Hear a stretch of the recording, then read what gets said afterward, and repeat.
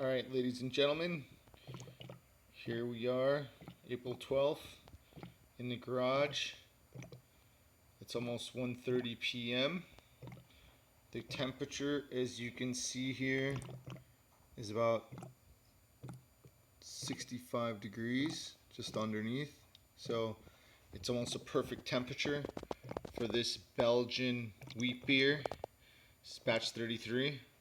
So we're not yet quite 24 hours past initial pitching of the yeast. This thing is taken off. It hasn't blown the airlock yet, but I wouldn't be surprised if this one takes off. Makes a big mess in a little bit. So once again, we brewed this one yesterday afternoon. This is actually the first batch out of 50 plus batches of cider and beer that I've actually done a yeast starter on. So in my effort to go hit these 10% plus beers, instead of buying double pitching extra yeast, we started with the Safale BE-134, which is a high alcohol Belgian yeast, typically suited for this type of beer. We boiled up a small wort of approximately 1,200 milliliters of water, added a quarter cup of DME to it, brought it up to a boil, back down the chilling temperature, and then we added the yeast yesterday night, probably about 12, maybe 14 hours before pitching into this bad boy. And what we used is, I didn't have an Erlenmeyer flask, so what I just used is one of those glass milk jugs that we sanitized, ran it through the dishwasher, filled it with sanitizer, shook it up, put the wort in there, pitched the yeast, and just kind of shook it up every couple hours. So we probably had 4 times the amount of yeast cells that came in a dry packet.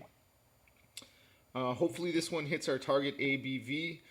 The original gravity on this was 1.09, so that puts us in the 9-10% range if we have at least 80% fermentation efficiency here. So that's pretty much where we are here.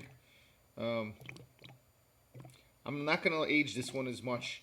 You know, we've been doing a lot of long-term beers, letting some of them sit and rest for 2 or 3 months.